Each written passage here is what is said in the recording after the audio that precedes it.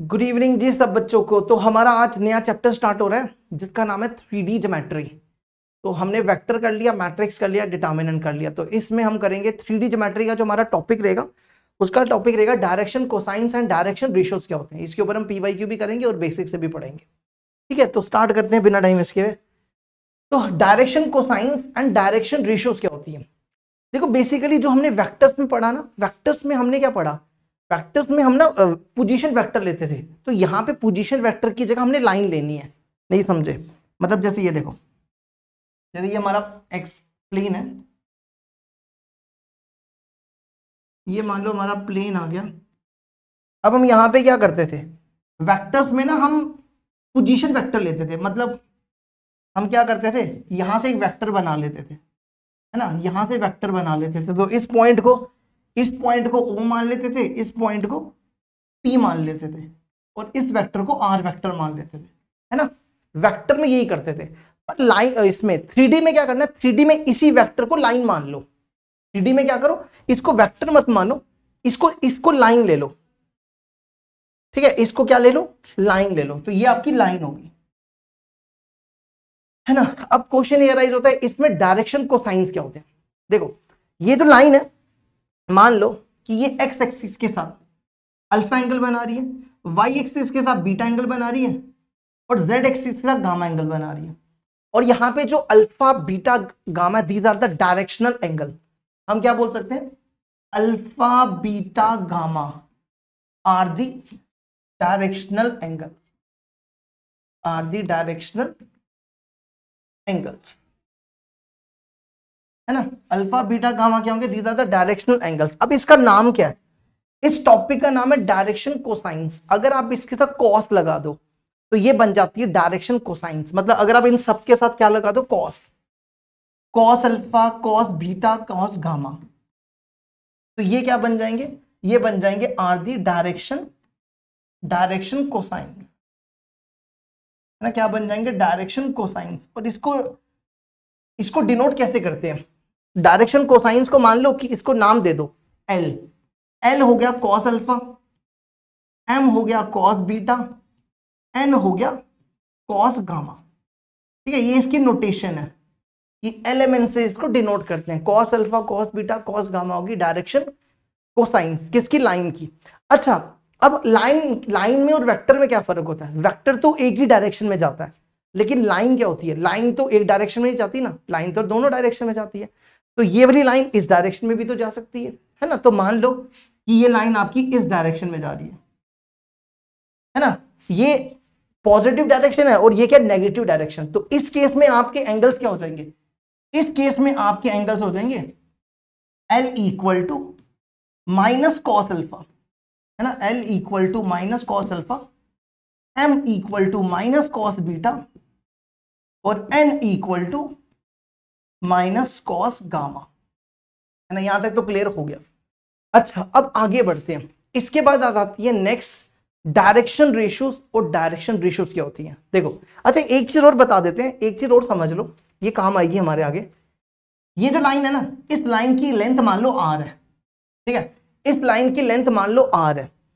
तो यहां से अगर हम एक परपेंडिकुलर ड्रॉप करें, ये हमने एक परपेंडिकुलर ड्रॉप किया, है ना। अगर अब हमें यहां से, और इस लेंथ को मान लो, इस लेंथ को x मान लो, ठीक है। अगर हमें कॉस अल्फा निकालना हो, कॉस क्या होता है, कॉस होता है बेस बाय हाइपोटेन्यूज।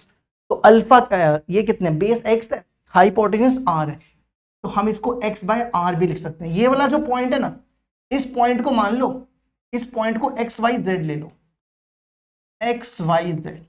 इसी तरह सेम अगर आप बीटा के लिए करोगे, यहां से एक परपेंडिकुलर ड्रॉप करोगे, जैसे आपने यहां से किया, यहां से भी तो कर सकते हो। तो उस केस में कॉस बीटा आपका y अपॉन r बन जाएगा। ये काम आएंगे आगे, ठीक है। और इसी तरह अगर आप z गामा के लिए क्या बन जाएगा, कॉस गामा हो जाएगा z बाय r, है ना, z बाय r। समझ गए यहां तक। अब आगे बढ़ते हैं, नेक्स्ट आता है डायरेक्शन रेशियोज। देखो डायरेक्शन रेशियोज क्या होता है, डायरेक्शन रेशियोज जो होते हैं ना, वो प्रोपोर्शनल होते हैं डायरेक्शन कोसाइंस के, है ना। अब प्रोपोर्शनल क्या होता है, पहले तो आप एक बार इसकी डेफिनेशन पढ़ो। Direction ratios, these are the numbers. एक तो ये नंबर्स होंगे जो प्रोपोर्शनल होंगे डायरेक्शन कोसाइंस के। जैसे मान लो कि अगर आपके पास प्रोपोर्शनल का मतलब पता क्या होता है? प्रोपोर्शनल मतलब रेशियो बराबर। जैसे देखो 2/3, 4/6, 8/9, है ना। देखो इन सबकी रेशियो बराबर है, 8 नहीं, एक सेकेंड रुको, 6/9 कर ले। हाँ, ये भी 2/3, ये भी 2/3, ये भी 2/3, इसको बोलते हैं प्रोपोर्शनल।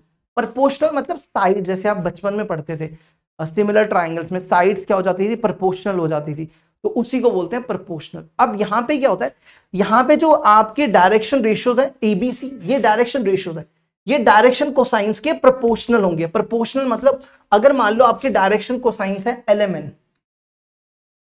LM और N, तो हम यहां पे कह सकते हैं कि A/L is equal to B/M is equal to C/N is equal to C/N। जैसे मान लो कि अगर आपके पास डायरेक्शन कोसाइंस ये है 1/14, 2/14, सपोज करो कि ये आपके पास डायरेक्शन कोसाइंस है 3/√14, है ना। तो इसमें जो डायरेक्शन रेशियोज है ना, इसमें जो डायरेक्शन रेशियोज है वो 1, 2, 3 है ना। या आप ऐसा भी कह सकते हो, डायरेक्शन रेशियो ऐसी भी हो सकती है 2, 4, 2, 4, 6, एक सेकेंड, 2, 4 और 6, ये भी डायरेक्शन रेशियोज है, ठीक है।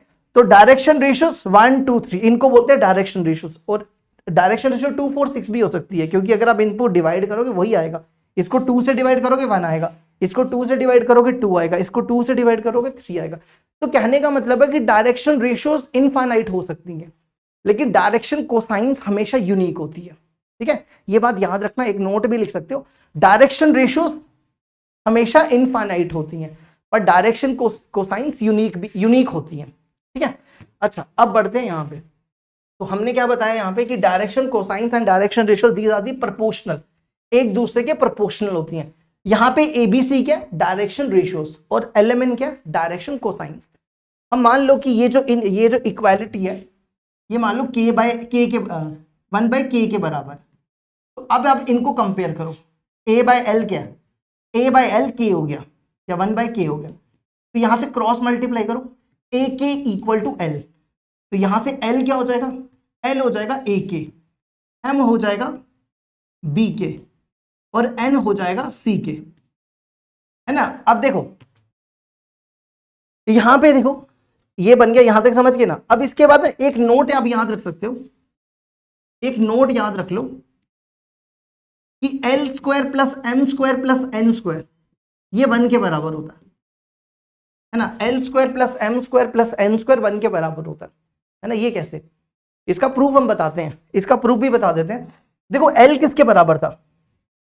ये L ही था ना, ये M था, है ना। L को डिनोट किया था ना cos अल्फा से, L cos अल्फा था, ये M था और ये क्या था? N था, है ना। तो यहां से L क्या होगा? x/r, y/r और z/r। तो हम इसको कैसा लिख सकते हैं? हम इसको लिख सकते हैं x/r का होल स्क्वायर प्लस y/r का होल स्क्वायर प्लस z/r का whole square is equal to 1, है ना। ये ऐसा बन जाएगा, ये बन गया x²/r² इक्वल टू 1। हमें प्रूव करना है x²/r² plus y²/r² plus z²/r² equal to, अब इन तीनों का एलसीएम लो। अगर हम इन तीनों का एलसीएम लेते हैं, इन तीनों का एलसीएम लेंगे तो क्या आएगा? इन तीनों का एलसीएम लेने पे r² हो जाएगा, है ना। तो अंदर क्या बचेगा? x² plus y² plus z², है ना। और x² plus y² plus z² क्या होगा? अगर आप देखो ये पॉइंट क्या है? ये पॉइंट है हमारे पास ओरिजिन 0, 0, 0, है ना। तो अगर हमें यहां से r निकालना हो, r मतलब OP, मान लो ये OP लाइन है, OP का डिस्टेंस निकालना हो तो कैसे करते हैं? जैसे बचपन में करते थे, डिस्टेंस फॉर्मूला। डिस्टेंस फॉर्मूला क्या होता था? x2 माइनस x1 का होल स्क्वायर, x माइनस 0 का होल स्क्वायर, फिर y माइनस 0 का होल स्क्वायर, इसी तरह z माइनस 0 का होल स्क्वायर। तो ये x² y² z² बनेगा। और अगर हम स्क्वायरिंग कर दें तो x² plus y² plus z² equal to क्या हो जाएगा? r², है ना। x² प्लस y², ये क्या बन गया? r का स्क्वायर बन गया। तो ये कैंसिल होने पे 1 ही हो जाएगा, ठीक है। लेकिन हमारा इसका कोई मकसद नहीं है, बस आपको बताना था। प्रूफ तो आपको कोई नहीं पूछेगा, बस आपको याद रखना है अब ये क्यों बताया गया, इसका भी कोई फायदा नहीं, ठीक है, इसमें यूज होगा ये। तो यहाँ पे देखो L square plus M square plus N square 1 के बराबर हो गया। अब इसका यूज देखो कैसे करेंगे, है ना। अब हमने आपको बताया L square plus M square plus N square equal to 1। अब देखो ध्यान से, यहाँ पे एल क्या है, ए के, ए के, इसका स्क्वायर करो ए स्क्वायर के स्क्वायर, इसका स्क्वायर करो बी स्क्वायर के स्क्वायर, इसका स्क्वायर करो सी स्क्वायर के स्क्वायर, है ना। हमने एलिमेंट का स्क्वायर कर दिया, यहां से के स्क्वायर कॉमन निकालो, अंदर बचेगा A square plus B square plus C square, इसको इसके डिवाइड में ले आओ तो के स्क्वायर हो जाएगा 1 by A square plus B square plus C square, square को इधर ले जाओ तो के कितना हो जाएगा plus minus 1 by root A square plus B square plus C square, है ना। तो हम यहां से कह सकते हैं कि जो के की वैल्यू है, के की वैल्यू कितनी आ गई हमारी, plus minus 1 by root A square plus B square plus C square.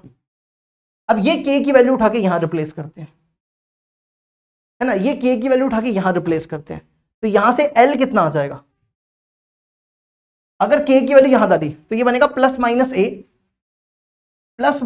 Upon A square plus B square plus C square. K की वैल्यू यहां डालो, प्लस माइनस यहां डाल रहे हैं, plus minus B upon root A square plus B square plus C square,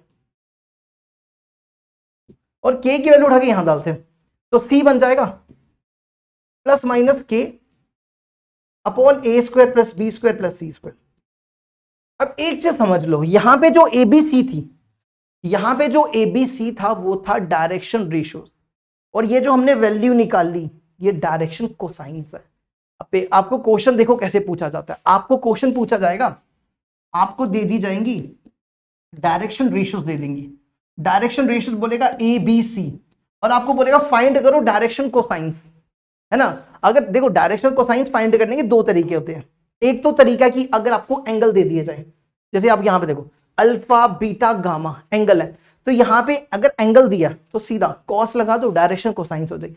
लेकिन एक दूसरा तरीका क्या होगा कि अगर आपको पेपर में क्वेश्चन में ये दे दिया जाए, डायरेक्शन रेशियोज दे दी जाए, तो इसकी डायरेक्शन कोसाइंस इस तरीके से निकालनी है ना। लेकिन एक चीज का ध्यान रखना, डायरेक्शन रेशियो हमेशा, कोसाइंस हमेशा यूनिक होंगी।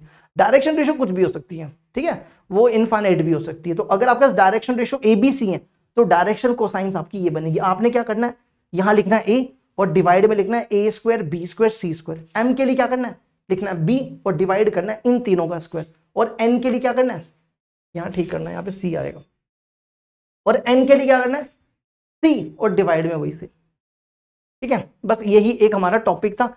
अब इसके ऊपर कुछ नोट है जो हम याद रखेंगे। देखो पहला तो हमने आपको बता दिया L square plus M square plus N square equal to 1 होता है, ठीक है। अब दूसरा नेक्स्ट क्या होता है, cos square alpha plus cos square beta, ये भी इंपॉर्टेंट है, ये सारी चीजें याद रखनी है। प्रूफ तो हम बताएंगे लेकिन पहले तो याद करो, cos square alpha plus cos square beta plus cos square gamma किसके बराबर होता है, 1 के बराबर, है ना। ये तो अभी हमने देख लिया। एल क्या होता है, एल होता है कॉस अल्फा, एम होता है कॉस बीटा, एन होता है कॉस गामा। तो यहां से क्या आ जाएगा, L square plus M square plus N square, है ना। यहाँ पे इसकी ये 1 के बराबर होता है ना। तो अगर हम यहाँ पे एल की जगह कॉस अल्फा रिप्लेस करें तो ये बनेगा कॉस स्क्वायर अल्फा, एम की जगह कॉस स्क्वायर बीटा, एन की जगह कॉस स्क्वायर गामा, ये 1 हो जाएगा, है ना, समझ गए। अब तीसरे का भी एक बार प्रूफ देख लो, sine square alpha plus sine square beta plus sine square gamma, ये किसके बराबर होता है, ये बराबर होता है 2 के। इसको भी एक बार देख लेते हैं, sine square alpha plus sine square beta plus sine square gamma. अब आपने बचपन में पढ़ा था ना कि sine square theta plus cos square theta equal to 1, तो sine square alpha equal to 1 minus, आप इसको लिख सकते हो 1 माइनस कॉस स्क्वायर अल्फा, इसको लिख सकते हैं 1 माइनस कॉस स्क्वायर बीटा, इसको लिख सकते हैं 1 माइनस कॉस स्क्वायर गामा। तो यहां से क्या हो जाएगा, देखो 1 प्लस 1 प्लस 1 3 हो गया, और इन तीनों में माइनस कॉमन है तो अंदर क्या बचेगा, cos square alpha plus cos square beta plus cos square gamma. है ना। और ये किसके बराबर है, cos square alpha plus cos square beta plus cos square gamma किसके बराबर, 1 के बराबर। तो 3 - 1 कितना हो जाएगा, 2 हो जाएगा, है ना। ये हो गया हमारे 3 नोट, तीसरा नोट। अब अगला देखो, नेक्स्ट क्या आपको याद रखना है, अगर आपको कभी भी direction ratio cosines x axis की निकालनी है, ठीक है, हम प्रूफ तो बताएंगे, पहले याद करो, पहले याद करना जरूरी है, क्योंकि प्रूफ कोई नहीं पूछेगा, ये याद तो होने चाहिए ना। एक्स एक्सिस के लिए डायरेक्शन रेशियो देखो क्या, 1 बाकी सारे 0 या -1। वाई एक्सिस में वाई वाला 1 और -1 बाकी 0। जेड एक्सिस में जेड वाला 1 और -1 बाकी सारे 0, है ना। अब ये कैसे आया, इसको भी समझ लेते हैं। देखो ये मान लो हमारा क्या है, ये एक्स एक्सिस, ये वाई एक्सिस, ये जेड एक्सिस, और ये मारो हमारी लाइन है नहीं। अच्छा, अब इसने बोला कि डायरेक्शन को लाइन की, यहां पे जो लाइन है ना वो एक्स एक्सिस है, यही लाइन है, ठीक है, यही लाइन है। अब ये जो लाइन है, इस लाइन की हमें डायरेक्शन रेशियो कोसाइंस निकालनी है, इस लाइन की। ये जो लाइन है ना, ये लाइन, ये खुद के साथ कितने डिग्री का एंगल बनाती है, खुद की लाइन खुद के साथ कितने डिग्री का एंगल बनाती है, 0 डिग्री का, है ना। तो एल हो जाएगा cos 0 डिग्री, cos 0 0 होता है।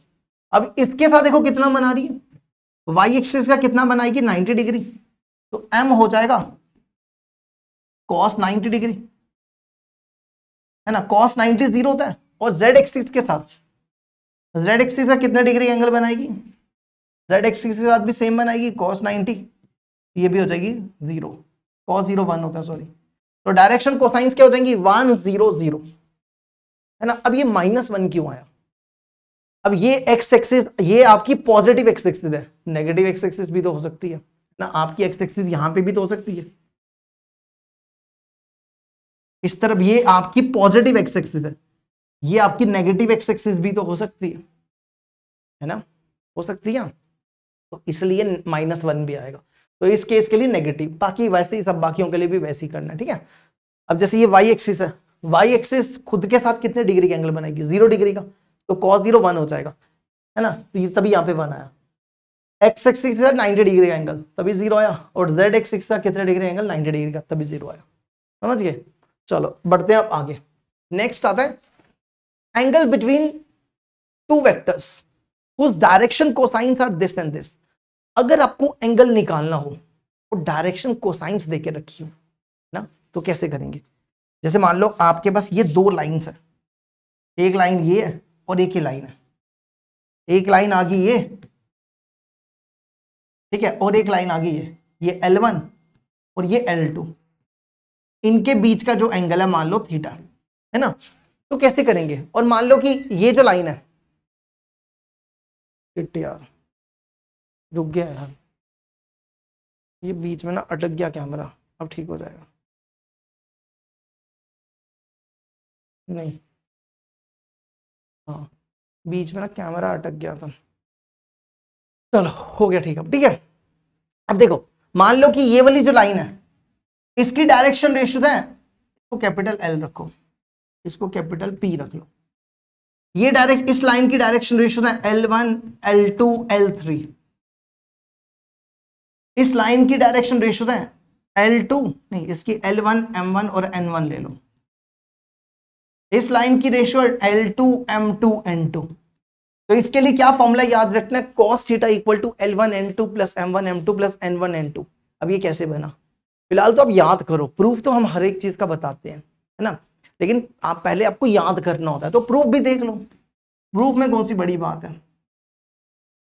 जैसे आपने cos थीटा का फॉर्मूला पढ़ा था ना वेक्टर्स में, वेक्टर्स में क्या पढ़ा था, मान लो कि इस लाइन की डायरेक्शन रेशियोज है A1 B1 C1, इस लाइन की डायरेक्शन रेशियोज है A2 B2 C2, है ना, डायरेक्शन रेशियोज। तो cos थीटा का फॉर्मूला क्या होता था,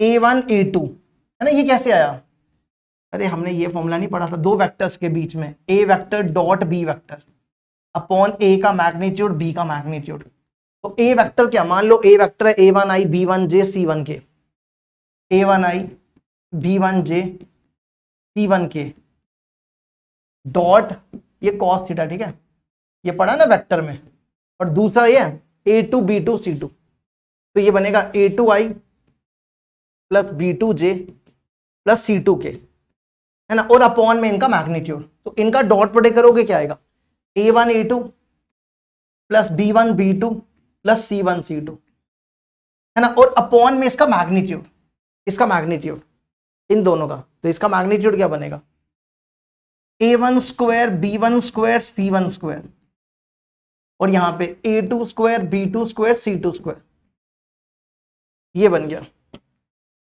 है ना। हमारे पास कुछ ये बना।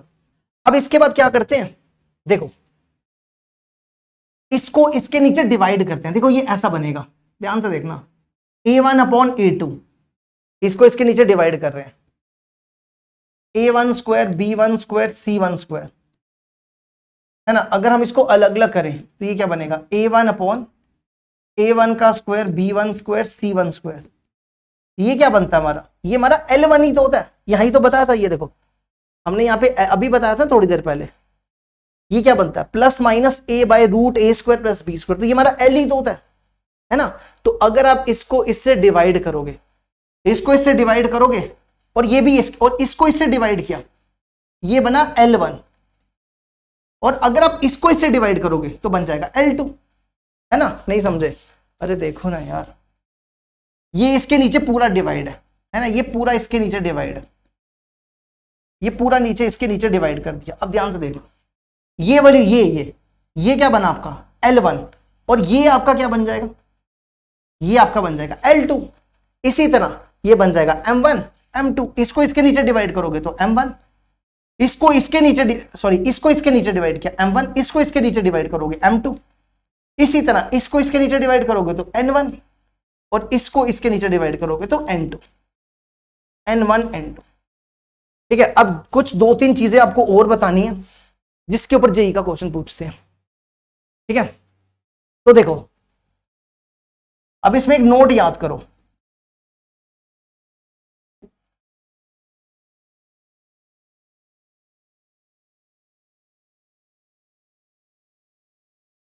इसमें नोट देखो क्या याद रखना है, इफ अगर ये दोनों लाइंस परपेंडिकुलर हो जाए, अगर ये दोनों लाइंस परपेंडिकुलर हो जाए, if two lines are perpendicular, या आपका एंगल 90 डिग्री का बने, ठीक है, 90 डिग्री एंगल बनेगा तो cos 90 कितना हो जाएगा, cos 90 0 हो जाएगा, तो पीछे क्या बचेगा, L1 L2 plus M1 M2 plus N1 N2 equal to 0। और अगर ये दोनों आपस में पैरेलल हो जाए, if two lines are parallel, parallel में क्या हो जाता है, वेक्टर में भी पढ़ा था हमने, पैरेलल क्या हो, दो लाइंस पैरेलल कब होती हैं, दो लाइंस पैरेलल तभी होंगी जब L1 upon L2 ratio proportional हो जाए, L1 upon L2 equal to M1 upon M2 equal to N1 upon N2 हो जाए, ठीक है, तभी दो लाइंस क्या होती हैं। अब करेंगे क्वेश्चंस, देखो इसको एक बार,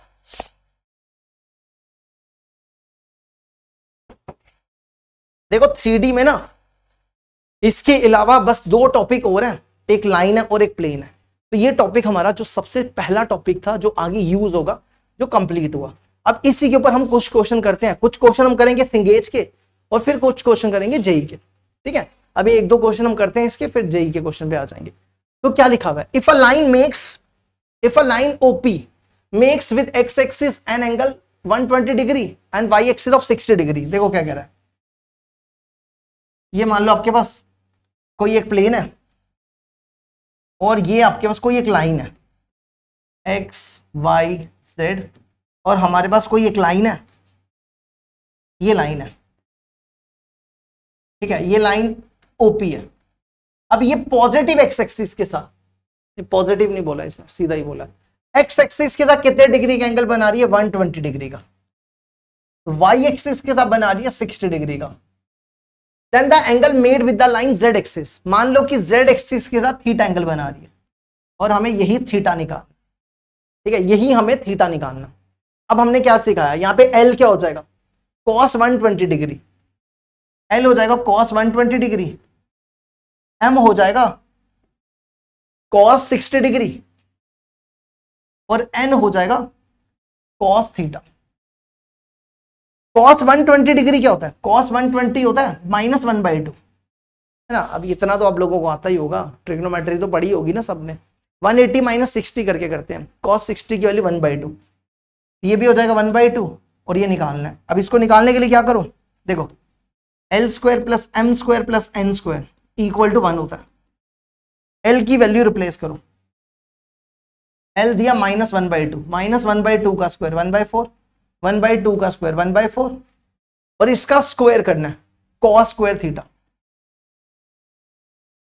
ये कितना बनेगा? cos² थीटा = 1 माइनस ये बन जाएगा 2/4, 1/2 हो जाएगा। तो cos² थीटा = 1/2, cos थीटा = ±1/√2। तो cos थीटा की दो वैल्यूज आएंगी, एक आएगी 1/√2 और एक आएगी -1/√2। हम मान के चलते हैं कि आपको ट्रिग्नोमेट्री आती है, ठीक है, क्योंकि 11th आप डायरेक्ट जेई पढ़ रहे हो तो पहले आप दूसरे वाले चैनल से ट्रिग्नोमेट्री पढ़ लेना। cos थीटा 1/√2 कब होता है? 45 डिग्री पे। और ये कब होता है? ये सेकंड क्वाड्रेंट में नेगेटिव होता है, तो पाई - π/4, ये बन जाएगा 3π/4, ठीक है। 135 डिग्री बोल सकते हैं इसको। तो आपका आंसर ये हो जाएगा 45 डिग्री। 45 डिग्री हमारा आंसर हो जाएगा। अब बढ़ते हैं आगे, नेक्स्ट अगला देखो।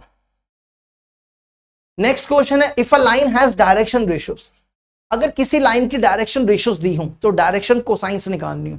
ये वही हमने पीछे जो फॉर्मूला बताया था। क्या करना है आपने लिखना है एल, ये एलिमेंट डायरेक्शन कोसाइंस है, यहां लिखो -18 और अपॉन में इन तीनों का स्क्वायर कर लो, -18 स्क्वायर, 12 स्क्वायर, -4 स्क्वायर। इसी तरह हमें निकालना है एम के लिए ऊपर लिखो 12 और नीचे सेम लिख दो, -18 स्क्वायर, 12 स्क्वायर, -4 स्क्वायर।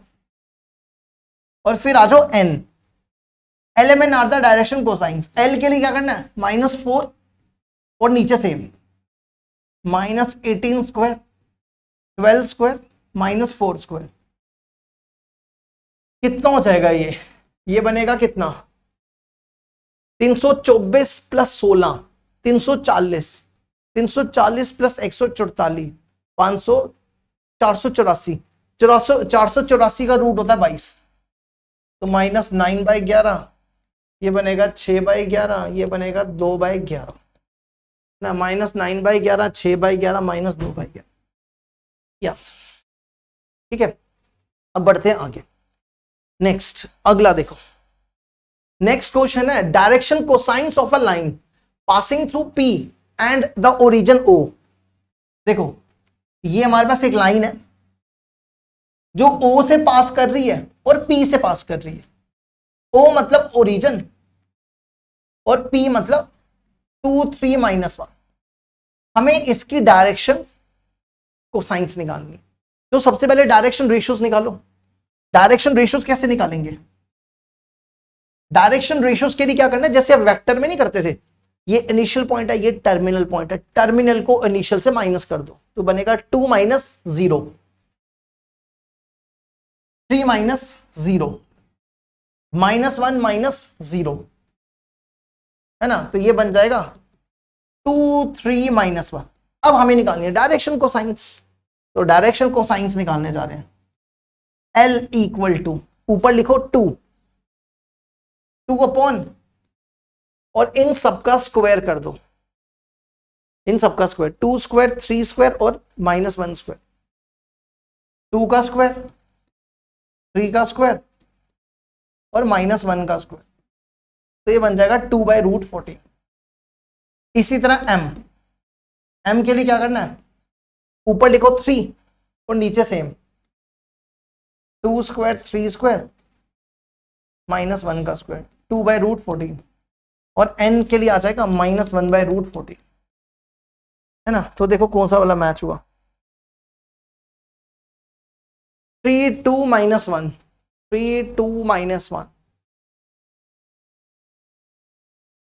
3, 2, -1। अच्छा इसने पता क्या किया, थोड़ा चेंज कर लेना यहाँ पे, यहाँ पे ना वैसे क्या फर्क पड़ता है, वैसे माइनस का ही फर्क है। अब एक काम करो, इसको ना इसको क्योंकि पहला इसने पी पॉइंट ये दिया था तो पी पॉइंट पहले लिख लो 2 3 -1 और यहाँ पे ओरिजिन लिख देना 0 0 0। ठीक है, तो यहाँ ठीक करना, हमने क्या किया, इसको इससे माइनस कर लो 0 -2, इसको इससे माइनस कर लो 0 -3 और इसको इससे माइनस कर लो 0 +1। तो यहां लिख देना -2 -3 1। ठीक है, तो यहां -2 कर लेना, ये -2 बाय यहां -3 कर लेना, ये -3 और यहां +1 कर लेना। तो देखो -2 -3 -1, ये आंसर लिख लो, सी लिख लो। ठीक है, जो पहले पॉइंट दिया होता है वही लिखना चाहिए, समझ गए। अब बढ़ते आगे, नेक्स्ट अगला question. A line passes through the point this and this. एक लाइन है, ये मान लो एक लाइन है, ये लाइन इन दोनों पॉइंट से पास कर रही है। इस पॉइंट का नाम ए रख लो 6 -7 -1 और इस पॉइंट का नाम बी रख लो 2 -3 1। Find the direction cosines of the line which makes an acute angle with the positive direction of the x axis. हमें क्या करना है, इसमें डायरेक्शन कोसाइंस निकालने हैं। ठीक है, positive direction of x axis. तो वैसे ही करो, पहले सबसे पहला काम क्या करो, देखो एल निकालो। एल क्या होता है, पहले तो डायरेक्शन कोसाइंस निकालो, डायरेक्शन रेशियोस निकालो। इसको इससे -2 -6 -4 -3 माइनस करना है, -3 करोगे तो प्लस, -3 + 7 4 हो जाएगा और 1 + 1 2 हो जाएगा, है ना, ऐसा बन जाएगा। समझ गए, हमें इसमें डायरेक्शन कोसाइंस निकालनी है। If line makes an acute angle with the positive direction of x axis. ठीक है, तो इन सबको ना आप 4 से डिवाइड कर लो, 2 से करो। अगर आप इन सबको 2 से डिवाइड करते हो, इन सबको -2 से डिवाइड करो, -4 बाय -2 +2, इसको -2 से डिवाइड करो -2, इसको -2 से डिवाइड करोगे तो -1। अब डायरेक्शन कोसाइंस निकाल लो, एल 2 अपॉन इन तीनों का स्क्वायर कर लो, तो ये बन जाएगा 2/3। इसी तरह m -2/3 और n -1/3। ठीक है, देखो इसको यहां पे समझ गए, तो कौन सा वाला मैच हो रहा है, 2/3 -2/3 और -1/3। अगला question, next question, question number 5। इसके ऊपर भी क्वेश्चन पूछते हैं, तो आप इसको भी जरा ध्यान से समझना। Find the angle between the lines whose direction cosines are given by this and this. कहता है कि अगर हमारे पास मान लो दो लाइंस है, ये मान लो आपके पास दो, एक लाइन ये है और एक ये लाइन है। ठीक है, मान लो कि इस लाइन की डायरेक्शन कोसाइंस, इनके बीच का एंगल थीटा है। इनके ये लाइन है, इसका डायरेक्शन कोसाइंस है L1 M1 M1 और इसका डायरेक्शन कोसाइंस है L2 M2 N2। तो हमें पूछता है कि इन दोनों के बीच का एंगल क्या होगा। देखो एंगल का फॉर्मूला क्या बताया था हमने आपको, एंगल का फॉर्मूला बताया L1 L2 M1 M2 और N1 N2। ठीक है, और इसके ये देके रखे हुए हैं, ये रिलेशन देके रखे हुए हैं। इन दोनों रिलेशंस को यूज करके हमें इन दोनों की वैल्यू निकालनी, ये काम करना है। ठीक है, हमें यहां पे क्या करना है, इन दोनों को यूज करके हमें L M और N L1 L2 की वैल्यू निकालनी। ठीक है, तो कैसे करेंगे, देखो सबसे पहले ये रिलेशन लिखो 2L² + 2M² -N² = 0, है ना। इसको ले लो फर्स्ट। हमें पता है कि L² + M² + N² ये 1 के बराबर होता है, ये भी पता है हमें, है ना, ये पता है ना, अभी पढ़ा। अभी इन दोनों को सेम बनाओ, यहां पे 2 2 है, 2 से मल्टीप्लाई कर दो, 2 से मल्टीप्लाई करो 2L² 2M² + 2N² which is equal to 2। ये सेकेंड आ गई। अब दोनों को माइनस करो। ठीक है, दोनों को क्या करो, माइनस करो। पहले को दूसरे से माइनस करो, क्या बनेगा, ये दूसरे को पहले से किससे भी कर लो। इसको इससे माइनस किया, कैंसिल, इसको इससे माइनस किया, कैंसिल, इसको इससे माइनस किया, 2n² माइनस करोगे 3n², 3n² और 2 में से 0 माइनस करो 2, तो n² हो जाएगा 2/3, n हो जाएगा प्लस माइनस √2/3, ठीक है। n कितना हो जाएगा प्लस माइनस √2/3, यहां तक समझ गए। अब हमें m और n की वैल्यू निकालनी है ना। m और n की वैल्यू देखो कैसे निकालेंगे। अब एक काम करो, इसको इस पे वापस आओ, 2l² plus 2m² which is equal to n², है ना। इसको देखो हमने n² को यहां लाया, है ना, और हमारे पास ये दिया हुआ है l plus m plus n, l plus m plus n, n को यहां ले जाओ, तो l plus m equal to -n, ये वैल्यू उठा के यहां डाल दो। इसको ले लो थर्ड और इसको ले लो फोर्थ, ये फोर्थ की वैल्यू 4 की वैल्यू उठा के थर्ड में डालो। बेसिकली करना क्या, हमें सिर्फ LMN की वैल्यू निकालनी है, बस ये काम करना, चाहे वो कैसे भी करो, ठीक है, जैसे मर्जी करके करो, बस निकालो। ये वैल्यू उठा के यहां डालो, ये माइनस को यहां ले लो, ठीक है, इसकी वैल्यू उठा के यहां डालो, 2l² प्लस 2m², इसका स्क्वायर करो, माइनस का स्क्वायर प्लस हो जाएगा, तो l प्लस m का होल स्क्वायर, ऐसा बन जाएगा। ये बनेगा 2l² 2m², इसको लिखो l² plus m² plus 2lm। इन सबको इस तरफ लाओ, क्या बनेगा, 2l² में से l² गया l², 2m² में से m² गया m², और इसको इस तरफ लाया -2lm, ये बन गया a² plus b² minus 2ab। तो इसको लिख दो a माइनस b का होल स्क्वायर। तो यहां से क्या आ जाएगा, स्क्वायर को उधर ले जाओ, l minus m equal to 0, तो l और m बराबर हो गए, है ना। अब हमें सिर्फ एक की वैल्यू निकालनी है। देखो अब क्या करेंगे, चलो जी, अब अगला स्टेप क्या करेंगे, देखो हम किसको यूज करें, इसी को यूज कर लो, है ना, इसी को यूज कर लो, क्योंकि n की वैल्यू दी है। तो देखो क्या लिखा, यहां लिखो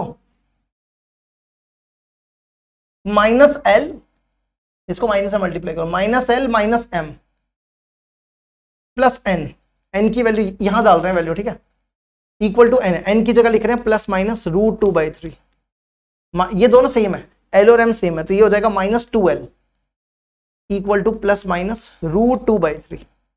तो यहां से l की वैल्यू देखो क्या होगी, ध्यान से देखना, -2 को ना यहां ले जाओ, देखो ये माइनस इधर आएगा, तो ये बनेगा, देखो ध्यान से देखना, minus plus minus minus minus plus, और ये वाला 2 इधर लाओ, ये वाला 2 डिवाइड में आ गया इंटू √2/3, है ना। तो माइनस प्लस को वापिस प्लस माइनस लिख सकते हो। अब इस वाले 2 को ना आप लिख दो √2 इंटू √2, है ना, इसको लिखो √2 इंटू √3, तो ये और ये कैंसिल, तो 2 3 6 हो जाएगा, तो ये बनेगा प्लस माइनस 1/√6, और यही आपका m भी है ना। तो हमारे पास LMN की वैल्यू मिल गई, बस ये काम करना था। अब एंगल निकालना तो आसान ही है। तो देखो अब इसके बाद क्या करेंगे, अब आप एक केस लो, एक केस ना आप सिर्फ प्लस वाला लो, एक केस आप कौन सा वाला लो, सिर्फ प्लस वाला। तो जैसे देखो इसमें एक केस लो, आपके पास l की वैल्यू देखो, एक है प्लस l की वैल्यू कितनी है 1/√6, और l दो वैल्यूज है l की -1/√6, है ना। तो आप एक काम करो, और m की भी यही है, ये m भी है और ये m भी है, तो एक केस लो LMN की वैल्यू, अब एक केस लो जहां पे दोनों पॉजिटिव है, 1/√6, दोनों पॉजिटिव है 1/√6, ठीक है, और इसमें n की वैल्यू √2/3, ठीक है, यहां पे n की वैल्यू 2 है, दूसरी नेगेटिव भी है, और ठीक है, अभी फिलहाल आप ये वाला केस भूल जाओ। अब देखो l की वैल्यू 1/√6 और m की वैल्यू 1/√6 और n की वैल्यू -√2/3, -√2/3, है ना, 2/3, ये बन गया।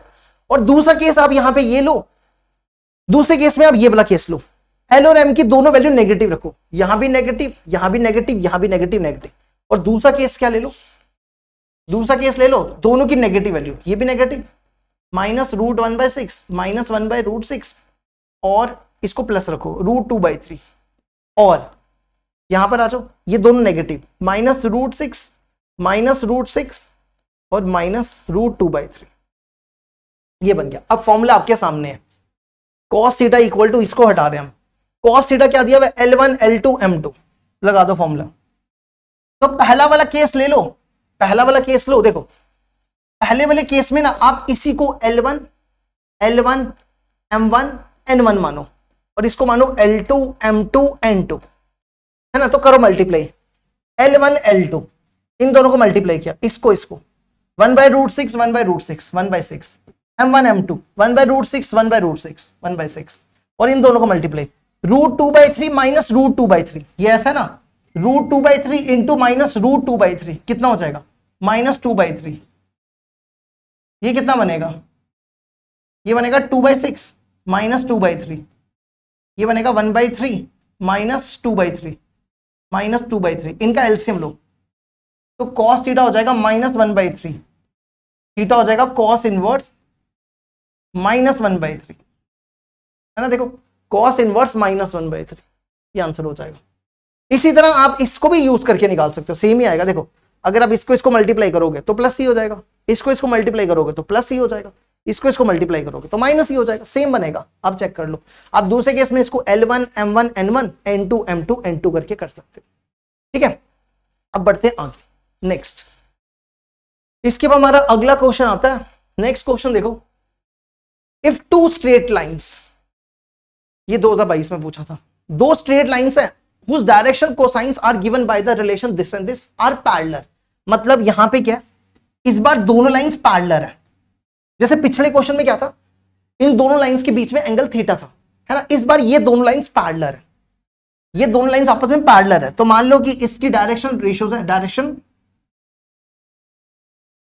मान लो इसकी डायरेक्शन कोसाइंस है L1 M1 N1 और इसकी है L2 M2 N2, ठीक है। और यही देके रखा हुआ है, ये दोनों लाइंस आपस में पैरेलल है, ये दो, और इन दोनों का रिलेशन दिया हुआ है, ठीक है। अब आपस में पैरेलल है, पैरेलल में क्या होता है, L1/L2 equal to M1/M2 equal to N1/N2, है ना। पैरेलल के केस में यही होता है ना। और उसके बाद हमें बोला हुआ है कि हमें C की वैल्यू निकालनी है, किसकी वैल्यू निकालनी है, C की वैल्यू निकालनी है, ठीक है। कैसे करेंगे देखो, अब देखो अगर L1/L2 इक्वल टू M1/M2 है इक्वल टू N1/N2 है, अगर हम सिर्फ इन दोनों को कंपेयर करें L1/L2 इक्वल टू M1/N2, अगर इसको इधर लाएं इसको इधर लाएं, L1/M1 इक्वल टू L2/M2, क्या ऐसा लिख सकते हैं, L1/M1 इक्वल टू L2/M2। यही सेम चीज हम यहां पे बनाएंगे, हम यहां पर क्या करेंगे, L/M, इन दोनों को M से डिवाइड करो। और ये पैरेलल का क्या यूज होगा हम आपको बाद में बताते हैं कि इसमें यूज क्या है, ठीक है। आपको ये तो समझ आ गया ना, अब इसका यूज क्या, देखो आप क्या करो, हमें C की वैल्यू निकालनी है, ठीक है, ये ध्यान रखना। इस रिलेशन को लिखो, इसको ना आप किससे डिवाइड कर दो, M से। M क्यों डिवाइड कर रहे हैं, क्योंकि ऐसा बना रहे हैं, इसको M से डिवाइड करो, इसको M से डिवाइड करो, इसको भी डिवाइड करो M से, ये बनेगा L/M + 1 - N/M इक्वल टू 0। तो L/M + 1 इक्वल टू N/M, इसको ले लो फर्स्ट इक्वेशन, समझ गए। सेम अब यहां पे भी करो, यहां पे क्या करो, 3L² + M² CNL equal to 0, इसको M² से डिवाइड करो, M², M², M², M², इसको लिखो 3/LM का होल स्क्वायर, ये कटेगा 1, इसको लिखो C/M, सॉरी C/M नहीं, N/M और L/M इक्वल टू 0, है ना, चलेगा यहां तक। अब इसके बाद क्या करो, यहां लिखो 3l/m का होल स्क्वायर प्लस 1 प्लस सी इंटू,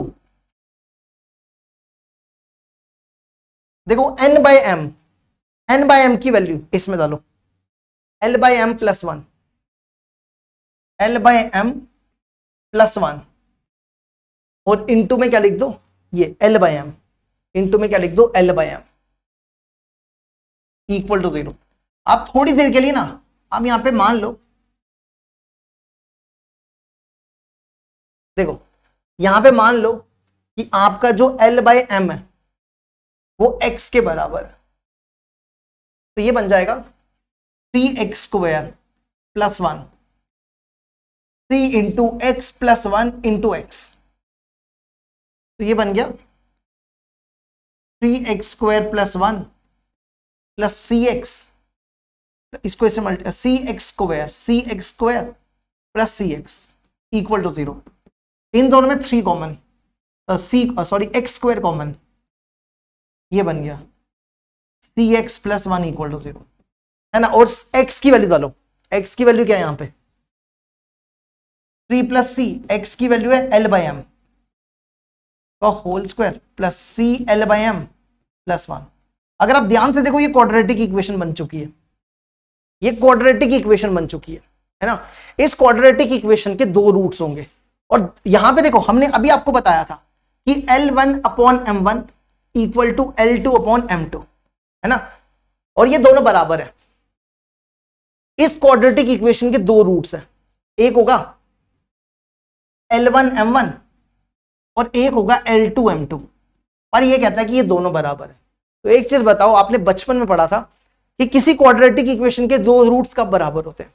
2 रूट्स तभी बराबर होते हैं जब आप उसका डिस्क्रिमिनेंट 0 के बराबर होता है। 2 रूट्स तभी बराबर होते हैं जब उसका डिस्क्रिमिनेंट 0 के बराबर होता है। तो हम यहां पे कह सकते हैं कि इसका जो d होगा, हम यहां पे कह सकते हैं कि इसका जो d है वो किसके बराबर है, d हो गया 0। d मतलब b² माइनस 4ac। देखो ये a है, ये b है, ये c है। a क्या है 3 प्लस c, b क्या है c, और a क्या है 1।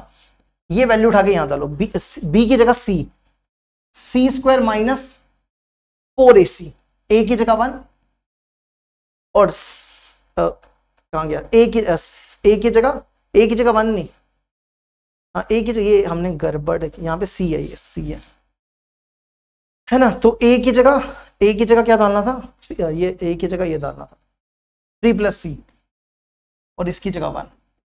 चलो करो सॉल्व इसको, ये बनेगा c² minus 12 minus 4c equal to 0, c² minus 4c minus 12 equal to 0। Factorise करो, c की 2 वैल्यूज आएंगी, एक आएगी 6 और एक आएगी -2। ठीक है, तो हमें क्या निकालनी थी, हमारा आंसर क्या हो जाएगा 6 हमारा आंसर हो जाएगा। ठीक है, तो इसमें ना बेसिकली क्वेश्चन पता है क्या पूछा जाता है, या तो एंगल पूछा जाएगा, या तो पैरेलल के ऊपर क्वेश्चन आ जाता है, या परपेंडिकुलर के ऊपर क्वेश्चन आ जाता है। 3 ही चीजें ज्यादातर डायरेक्शन कोसाइंस में, या तो एंगल के ऊपर फॉर्मूला, या पैरेलल के ऊपर फॉर्मूला, या परपेंडिकुलर के ऊपर फॉर्मूला, बस यही आता है, इससे ज्यादा कुछ खास नहीं आता है इसमें। ठीक है, अब बढ़ते हैं आगे। नेक्स्ट क्वेश्चन देखो, क्वेश्चन नंबर 7। क्वेश्चन नंबर 7 में देखो, लेट P दिया हुआ है, Q दिया हुआ है, are the vertices of the rhombus PQRS if the direction ratios of the diagonal RS are this whose both alpha and beta are integers of minimum absolute value। Minimum alpha beta यहाँ पे minimum value है, ठीक है, alpha beta की minimum value निकालनी है। Then alpha square plus beta square क्या होगा, देखो आपके पास एक रोम्बस है, रोम्बस मान लो काइट की फॉर्म में, ये मान लो आपकी रोम्बस है, ठीक है, ये मान लो आपकी रोम्बस है। रोम्बस में मान लो, या सिंपल बना लो, जरूरी नहीं ऐसी बनानी, आप सिंपल ही बना लो, ठीक है। ये रोम्बस मान लो, ये मान लो आपकी रोम्बस है, ठीक है।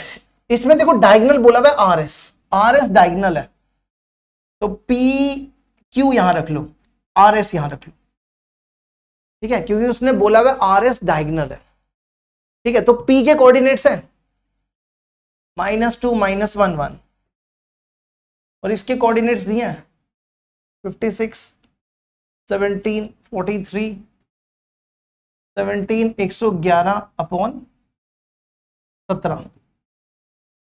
ठीक है, और आर एस ये हमारे पास एक डायगोनल दिया हुआ है, इस डायगोनल की डायरेक्शन रेशियोज दिए हैं, इसके डायरेक्शन रेशियोज दिए हैं। ठीक है, क्या दिए हुए? अल्फा जो भी है, ठीक है, इसके डायरेक्शन रेशियोज है अल्फा, -1 और बीटा, है ना। हमें बताना है अल्फा बीटा की मिनिमम वैल्यू क्या हो सकती है और उनका स्क्वायर का सम करना है। अब अच्छा, ये वाला डायगोनल भी, एक सेकंड, ये गलत बना दिया ना, हाँ ये गलत बना दिया, क्यों? ये था 56/17, 43/17, 111/17। अच्छा, अब क्या करो, इस डायगोनल को भी ज्वाइन कर लो। अब हमें एक चीज पता है कि डायगोनल के जो डायगोनल जो है वो 90 डिग्री, उनके बीच का जो एंगल होता है वो 90 डिग्री होता है ना, और आपस में बाइसेक्ट करते हैं। तो फिलहाल तो हमें बस 90 डिग्री चाहिए, इनके बीच का जो एंगल होता है वो कितना होता है? 90 डिग्री। ये सारे के सारे 90 डिग्री का एंगल बनाते हैं। तो हम यहां पे कह सकते हैं कि अगर ये 90 डिग्री का एंगल बना रहा है तो P Q is perpendicular to P R, है ना। P Q is perpendicular to P R, है ना। अगर ये परपेंडिकुलर हैं तो इनके बीच परपेंडिकुलर की कंडीशन क्या होती है? परपेंडिकुलर की कंडीशन हमने लिखाई थी L1 L2 plus M1 M2 plus N1 N2 equal to 0, है ना। L1 L2 plus M1 M2 plus N1 N2 0 के बराबर होता है। तो आप क्या करो, इसके डायरेक्शन रेशियोज दिए हुए, इसके निकाल लो पहले, पीक्यू के डायरेक्शन रेशियोज निकालो। पीक्यू के क्या हो जाएंगे? क्यू को पी से माइनस करो, इसको इससे माइनस करो,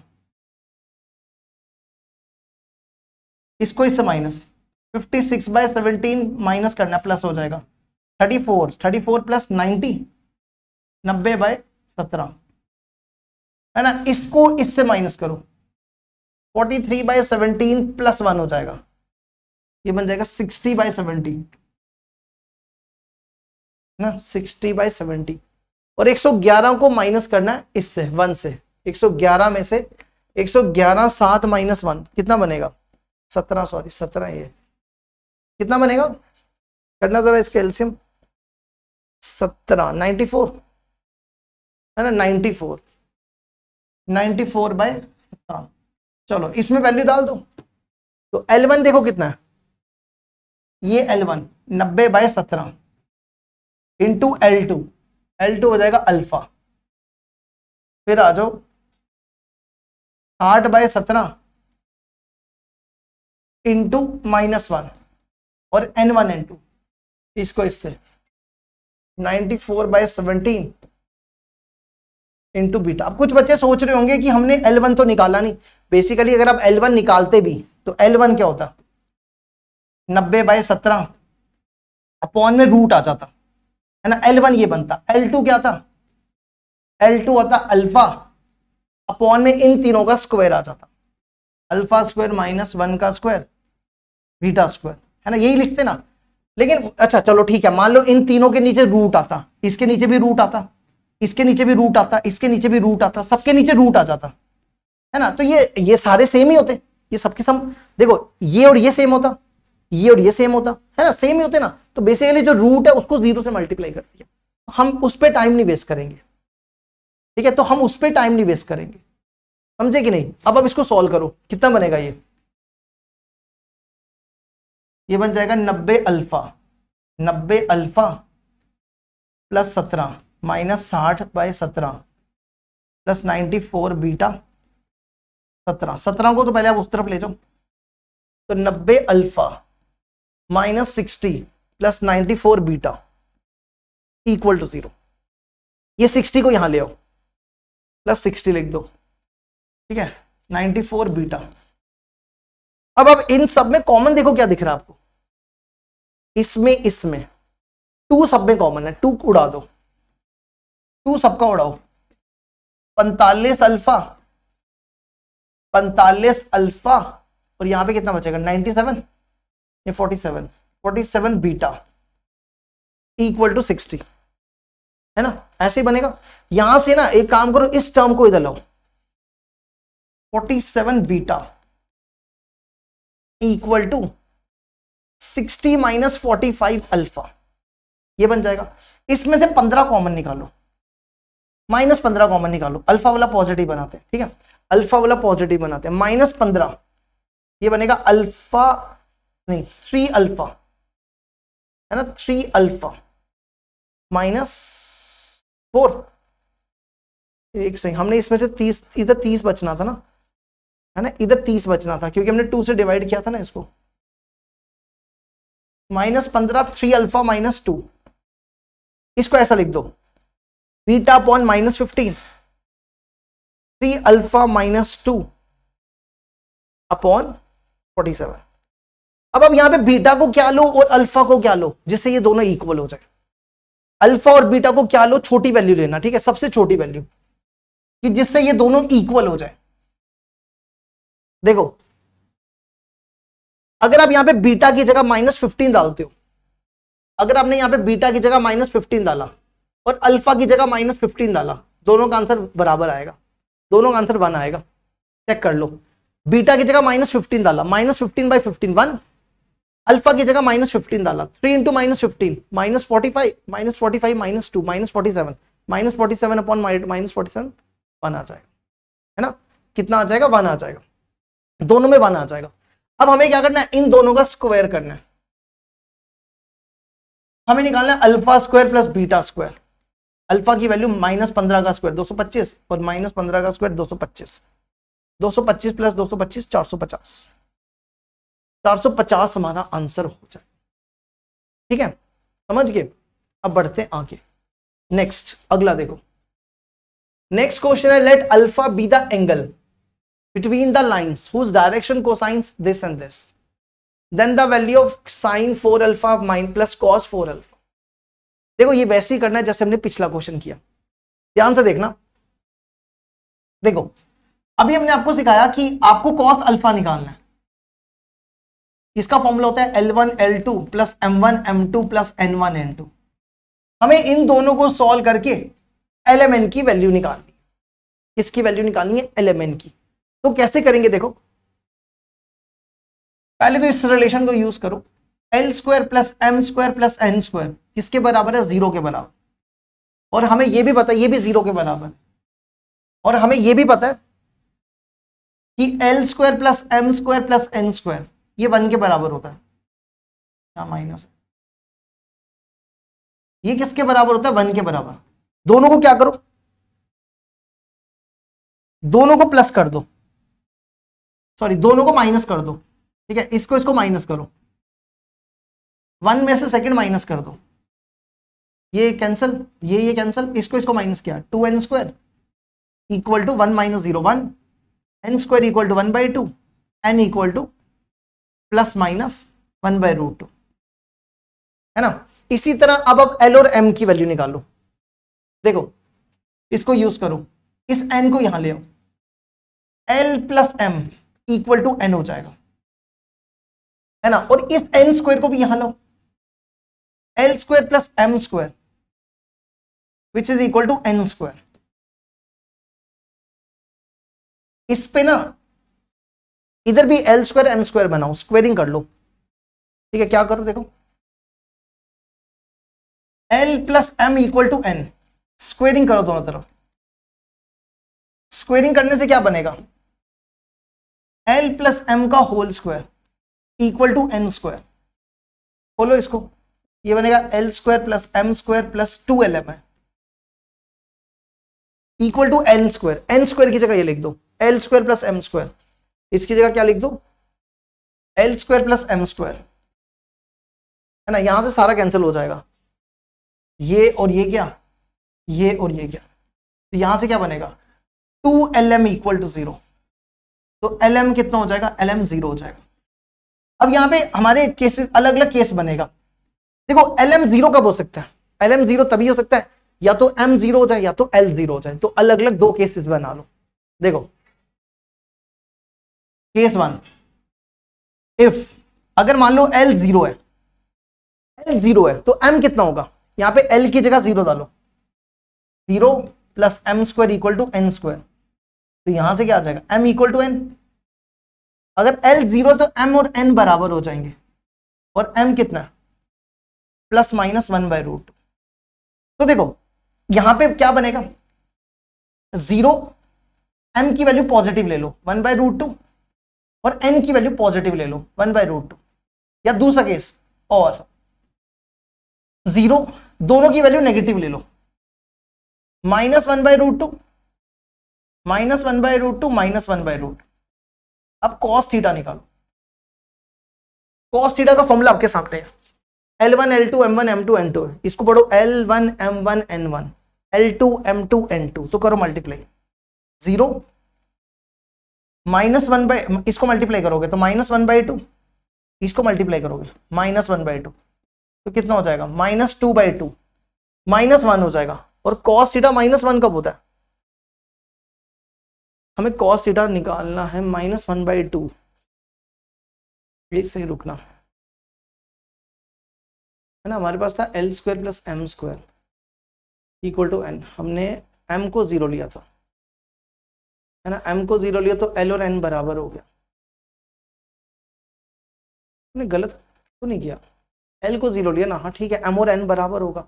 तो एक केस लिया, अगर देखो 0, अगर m 1/√2 है तो n भी 1/√2 होगा, पॉजिटिव होगा। अगर n 1/√2 है, अगर n 1/√2 है तो n भी 1/√2 होगा। तो cos थीटा कितना आ रहा है, cos अल्फा, ये cos अल्फा आ रहा है -1। यार शिट यार, यार बोर्ड का ना स्विच दब गया गलती से, रुको जरा इसको ऑन होने दो, दोबारा स्टार्ट करेंगे, ठीक है, किस्मत ही खराब है आज।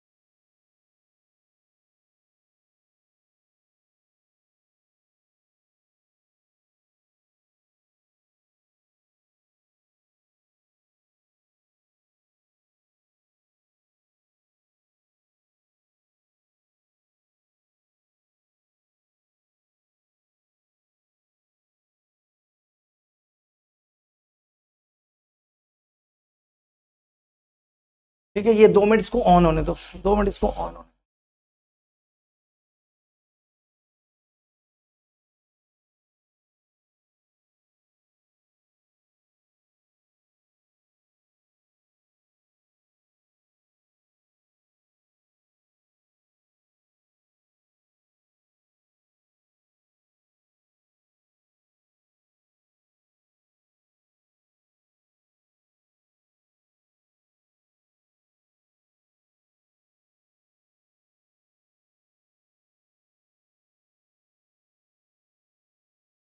कहाँ पे थे हम, थे यहाँ पर, नहीं। अब देखो हमने कहाँ तक निकाला था, हमारा आया था, अगर हमने m को 0 लिया था तो देखो हमने क्या लिया था, हमारा lmn 0 आया था, है ना, lm हमारा 0 आया था। तो यहाँ पे हमने 2 केसेस बनाए थे, एक केस ले लो m0 और एक केस ले लो l0, है ना। अगर lm 0 या तो m0 का या तो l0 का, तो यहां से हमारा कितना आया था, हमारा n, हमने n शायद निकाल दिया था ना, n हमारा निकल गया था। अच्छा रुको जरा, n निकाला था हमने, है ना, यहाँ पे m ये = 0 है, यहाँ पे 0 डाल दो, l प्लस ये 0 हो गया तो -n + 0, तो l = n हो जाएगा, है ना। और हमारा n निकल गया था, n शायद था +-√2, है ना। तो l कितना था, l भी आएगा +-√2, एक बार चेक कर लें, n हमारा कितना था, l0 था, हाँ +-√2। और अगर m 0 है, अगर इस केस में m 0 ले लिया, ठीक है, l और n बराबर, अगर l 0 हो जाए, यहाँ पे l की जगह 0 डाल दो, तो m - n = 0, तो m और n बराबर हो जाएंगे, तो ये बन जाएगा ±1/√2। ठीक है, तो हमें हमें इन दोनों के अलग अलग केसेस बनाने हैं। ठीक है, तो एक केस लो, इसमें देखो आपके पास आएगा या 0, नहीं l कितना है 1/√2, m कितना है 0 और -1 और n कितना है 1/√2। एक केस लो और नेगेटिव -1/√2, 0 और -1/√2, है ना। अब यहां पे आ जाओ, l 0 और दोनों को पॉजिटिव ले लो, दोनों पहले पॉजिटिव ले लो और यहां पे ले लो और दोनों नेगेटिव ले लो। तो पता क्या करो, नेगेटिव को नेगेटिव से करो, है ना। इन दोनों को एक साथ लो ना, ये दोनों एक साथ लो और ये दोनों एक साथ लो। ठीक है, हम इन दोनों को एक साथ लेंगे, ऐसे इकट्ठे लेते वो गलत हो रहा था। अलग अलग केसेस बनाओ। देखो हमारा फॉर्मूला क्या था, हमारे पास फॉर्मूला था cos theta equal to L1 L2 plus M1 M2 plus N1 N2। ठीक है, या तो पॉजिटिव वाला केस लो या तो नेगेटिव वाला लो, या तो पॉजिटिव पॉजिटिव लो या नेगेटिव नेगेटिव लो। हम क्या करते पॉजिटिव नेगेटिव ले रहे थे, वो गलत था। ठीक है, ठीक करना है इसको। देखो ये है L1 M1 N1, L2 M2 N2, करो multiply, 1/√2 into 0 0, M1 M2 0 into 1/√2 0 और N1 N2 1/√2 इंटू 1/√2 1/2 हो जाएगा। तो cos थीटा 1/√2 कब होता है, cos थीटा 1/√2 होता है जब थीटा कितना हो 60 डिग्री। थीटा हो गया 60 डिग्री। हमें क्या निकालना है, हमें ये निकालना है sin 4 alpha plus cos 4 alpha, sin की power 4 alpha plus cos 4 alpha. sin 60 कितना होता है 1/2 की पावर 4, नहीं sin 60 √3/4 होता है, √3/2 की पावर 4। ये हो गया 1/2 की पावर 4, ये बन गया 3 का √3 का स्क्वायर 3 3 3 9 9/8 9/16 और ये बनेगा 1/16। तो ये बन जाएगा 10/16 5/8, या 5/8 हमारा आंसर हो जाएगा 5/8। और अगर आप ये वाले दो केसेस लेते हो, नेगेटिव नेगेटिव लेते हो, तो भी वही आएगा, चेक कर लो। ठीक है, नेक्स्ट। अब आ जाओ अगला question. If a unit vector makes angle π/3 with i, π/4 with j and theta belongs to 0 to π, then a value of theta निकालनी है। ठीक है, और थीटा k के साथ एंगल बना रहा है। देखो क्या, ये मान लो हमारे पास एक, ये बन गया x एक्सिस, ये बन गया y एक्सिस, ये बन गया z एक्सिस। मान लो कि ये हमारे पास एक वेक्टर है और ये यूनिट वेक्टर है। ठीक है, इसी के अलोंग हमने एक यूनिट वेक्टर बनाया, इसी के अलोंग हमने एक यूनिट वेक्टर ये मान लो यूनिट वेक्टर, इसी वेक्टर के अलोंग हमने एक यूनिट का यूनिट वेक्टर बनाया। ये जो है ये i के साथ, ये i हो गया, ये j हो गया, ये k हो गया। ये i के साथ एंगल बना रहा है π/3, j के साथ बना रहा है π/4 और k के साथ बना रहा है थीटा। तो हमें बताना है कि ये थीटा क्या होगा। ठीक है, तो कैसे करेंगे, देखो L होता है cos π/3, M होता है cos π/4, N होता है cos थीटा। अब हमारे पास फॉर्मूला होता है L² plus M² plus N² equal to 1। ये बनेगा 1/2, ये बनेगा 1/√2, 1/2 का स्क्वायर 1/4, 1/√2 का square 1/2 cos square theta. Solve करो इसको, यहां से cos थीटा की वैल्यू कितनी हो जाएगी, cos square theta equal to, ये बन जाएगा 1/4 2/4 1/2 1/2 ही बचेगा, cos थीटा बन जाएगा, है ना 1/4 बनेगा, cos थीटा बनेगा 1/4। अब cos थीटा का रूट निकालो, कितना बन जाएगा, ये cos थीटा का रूट निकालेंगे तो ये बन जाएगा ±1/2, है ना। तो cos थीटा 1/2 कब होता है, cos थीटा 1/2 होता है 60 डिग्री पे, और -1/2 कब होता है 120 पे, 120 पे। तो π/3 और 2π/3 हमारा आंसर होता है। ठीक है, अब बढ़ते हैं आगे, नेक्स्ट देखो। A line A line in the 3-dimensional space makes angle theta, both the axis x axis and y axis. Then set of all values of theta in the interval. देखो ये मान लो आपके पास x एक्सिस है और ये line है, ये x axis, ये y एक्सिस, ये z एक्सिस, और एक लाइन है, ये मान लो एक लाइन है। ये कहता है कि ये जो लाइन है ना, ये x और y के साथ थीटा एंगल बना रही है, ये थीटा है और ये थीटा, और z के साथ मान लो अल्फा एंगल बना रही है। ये हमने खुद से मान लिया अल्फा एंगल बना रही है। तो हमें बताना है कि थीटा किस इंटरवल के बीच में लाई करेगा।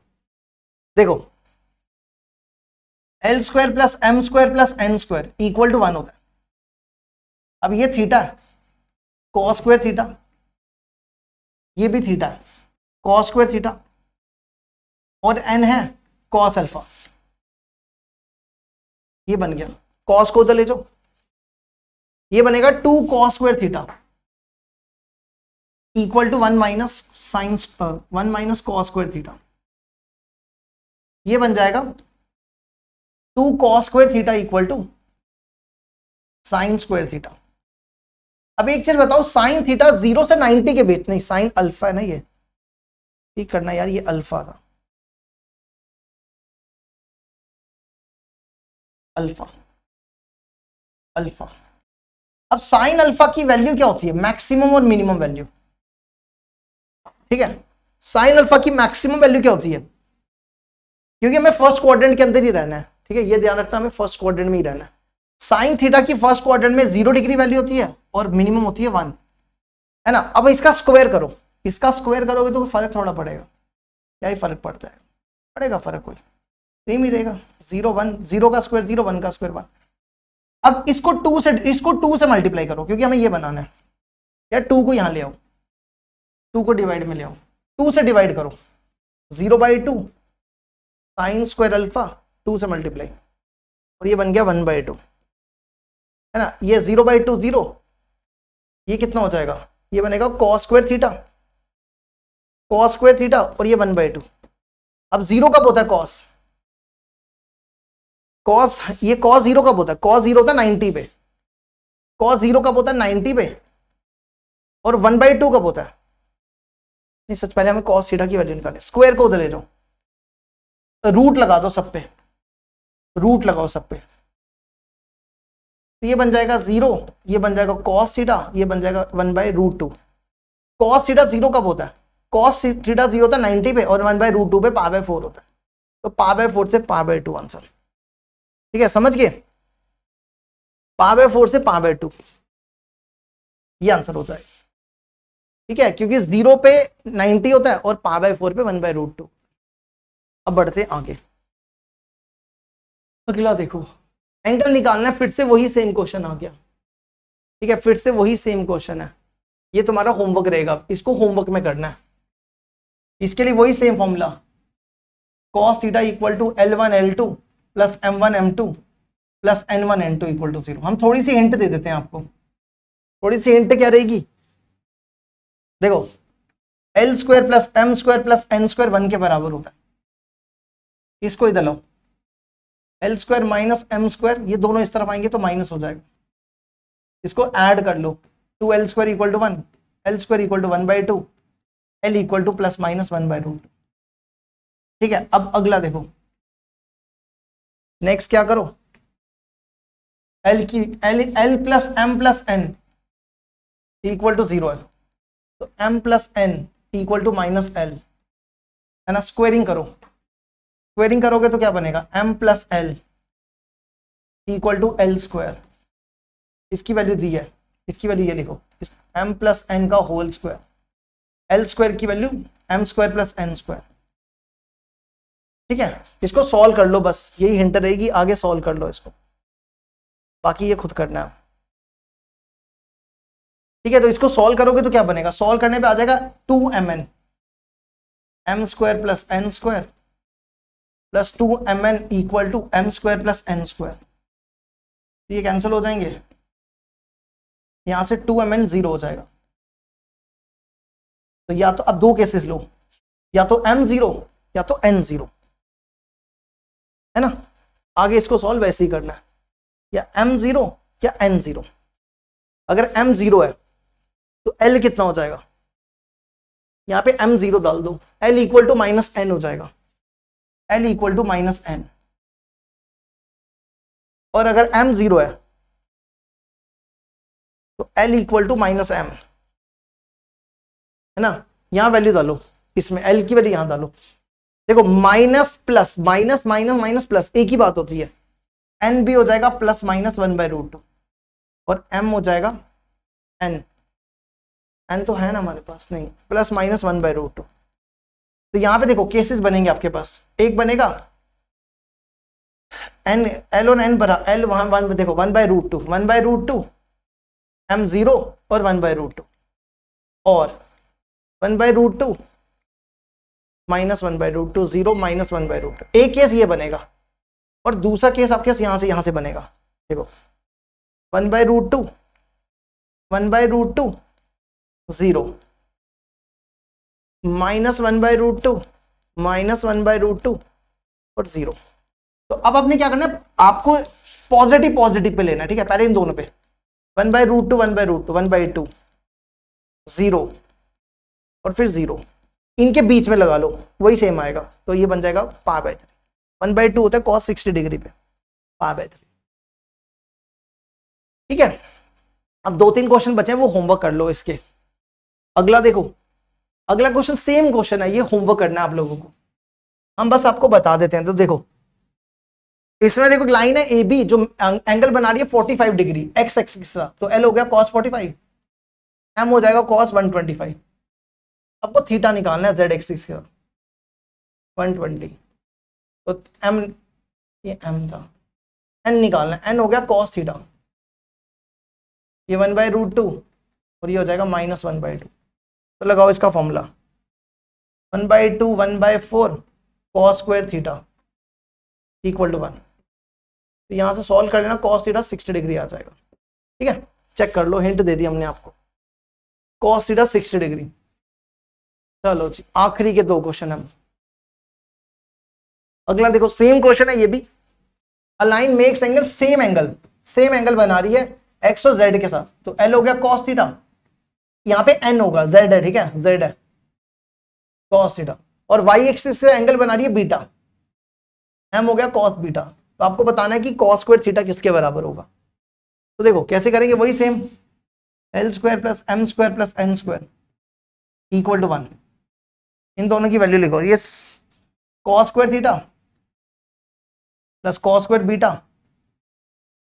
Plus sine square beta cos square theta equal to 1।